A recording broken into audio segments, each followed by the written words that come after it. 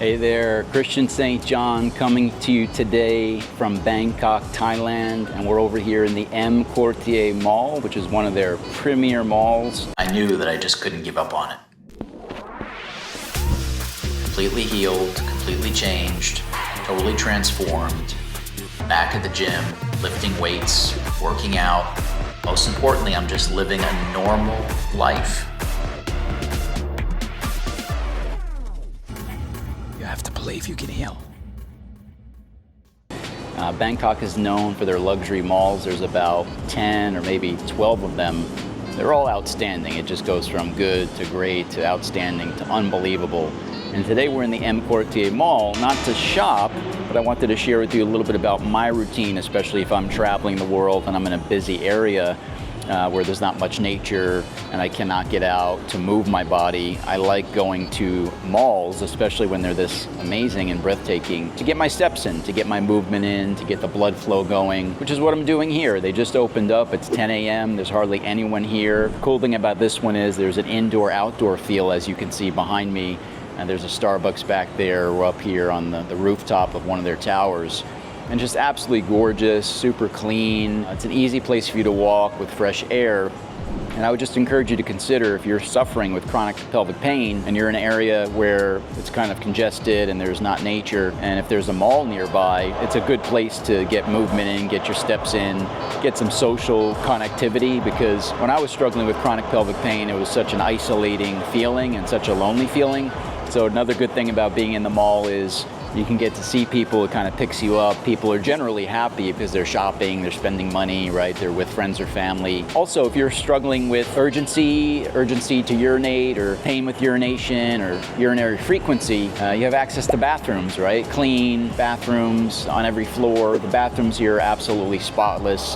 They're like museums. It's amazing. So you have this overall feeling of feeling safe, which is what you want when you're suffering with chronic pelvic pain, right? You want to be in an environment where you feel safe. So just something a little bit different. Obviously, if you're in a place where there's nature and you can get out of your house or your apartment and walk, or you could be by the ocean or in the trees or near the mountains, that's going to be optimal. But for me, where I am right now traveling, it's really congested. So my activity consists right now of exercising in the gym, which is where I'm staying. There's an excellent gym there. And then on days where I'm not doing that, trying to move and walk. And I just lined up this activity today with some other errands that I have to run, which are very close. So there's that, and then you can make a workout out of it. You could get a nice meal, reward yourself. Just keep that in mind. Now, if you're suffering in severe pelvic pain, if the pain is just so bad and you can't move at all, then this might be too big of a jump for you, and that's totally okay. When I was first suffering with chronic pelvic pain, I couldn't even leave my bedroom. I was curled up in the fetal position with just horrific pain, knife pain in my perineum, raw pain, dull, achy pain. I couldn't even sit down. So if that's where you are, don't worry, right? This is for down the road. Once you progress to a level where you can actually move, just start wherever you are.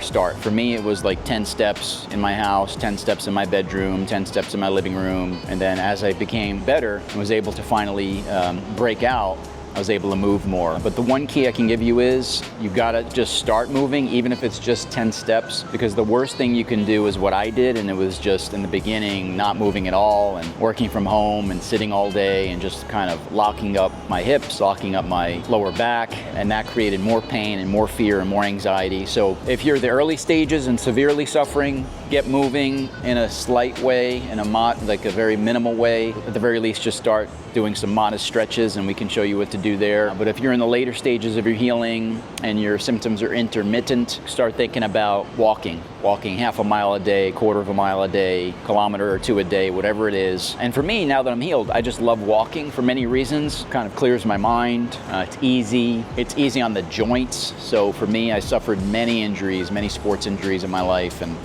I've had like nine surgeries, right? So chronic pelvic pain for me is just the tip of the spear, right? It's a culmination of all of that, along with many years of stress and chronic stress, mental and emotional issues that I was dealing with that culminated in chronic pelvic pain. But the cool thing about walking is I don't have to worry about, am I hurting my knees? Am I hurting my back? Am I hurting my hips? Right? I'll be walking the rest of my life, and I encourage you to do that because it's so easy on the joints. I see people in their 70s, 80s, and 90s walking. So let's stick to the basics. I just wanted to give you a visual today. If you're gonna walk, If it's going to be in a mall, all right, hopefully it looks as amazing as this, but if you don't have access to something like this, don't worry. Mall is just a suggestion, or any other public space where there's fresh air, access to restrooms, and the bonus is great restaurants. You get to see happy people, and you can get some errands done as well. So I hope that helps you today. Hang in there, make it a great day.